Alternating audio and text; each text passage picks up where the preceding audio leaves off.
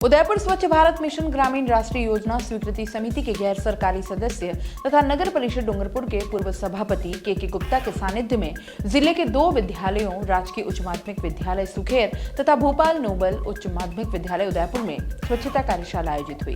कार्यशाला में अंतर्राष्ट्रीय वैश्य फेडरेशन के अध्यक्ष अनिल नाहर एवं स्वच्छता मिशन के संयोजिका और व्याख्याता सुधा कोठारी अतिथि के रूप में मौजूद रहे। इस अवसर पर के गुप्ता ने कहा कि हमें हमारे स्थानीय स्तर के छोटे छोटे स्थानों को भी पवित्र बनाना होगा। गंदगी से बीमारियां फैलती हैं, मानसिक रूप से अशांति मिलती है।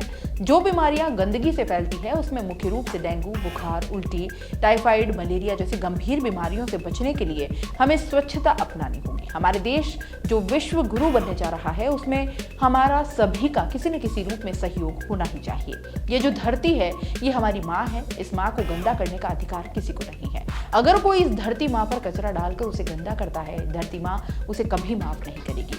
आज भी अमूमन देखने में आता है कि लोग बड़ी बड़ी पार्टियों में या फिर किसी भी स्टॉल पर खड़े होते हैं या कोई भी वेफर्स का पैकेट लेकर आते हैं तो कहीं भी खाली पेपर के पैकेट को डाल देते हैं, गंदगी फैलाते हैं, सरकार और सफाई कर्मचारियों के लिए परेशानी खड़ी करते हैं। पॉलिथीन उन्मूलन के लिए उन्होंने विद्यार्थियों को मार्गदर्शन दिया कि वैश्विक स्तर पर आज हमारे धरती पर कई ऐसे पदार्थों की मौजूदगी हो गई है जिससे प्रदूषण की समस्या बढ़ती जा रही है। बढ़ते हुए प्रदूषण से मानव जाति के साथ साथ पादप जगत को काफी नुकसान हो रहा है एवं ये कहा जा सकता है कि इससे उनका अस्तित्व संकट में है। उन्होंने कहा कि आज के समय में प्लास्टिक का अत्यधिक इस्तेमाल हमारे पर्यावरण को प्रभावित कर रहा है। हम सभी जानते हैं कि प्लास्टिक एक ऐसी चीज है जो मिट्टी में नष्ट नहीं हो सकती, यानी कि इसे मिट्टी में नष्ट नहीं किया जा सकता है।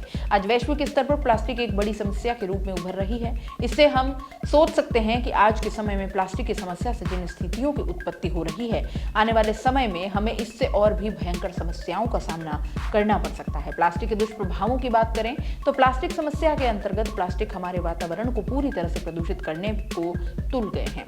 प्लास्टिक के कारण विशेषकर मछलियों की मौत हो जाती है। इसके अलावा प्लास्टिक का उपयोग हो जाने पर यदि उसे जलाया जाए तो वो जहरीली गैस छोड़ते हैं जो हमारे श्वसन अंगों को प्रभावित करता है।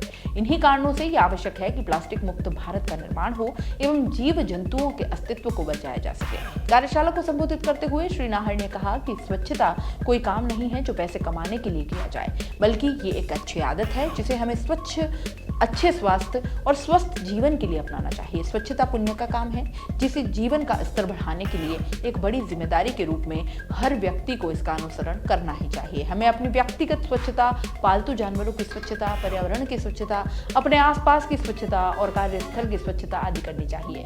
हमें पेड़ों को नहीं काटना चाहिए और पर्यावरण को स्वच्छ बनाए रखने के लिए पेड़ लगाने चाहिए। व्याख्याता श्रीमती कोठारी ने कहा कि स्वच्छता हमें मानसिक, शारीरिक, सामाजिक और बौद्धिक हर तरीके से स्वस्थ बनाता है। सामान्यतः हमने हमेशा अपने घर में ये ध्यान दिया होगा कि हमारी दादी और माँ पूजा से पहले स्वच्छता को लेकर बहुत सख्त होती हैं।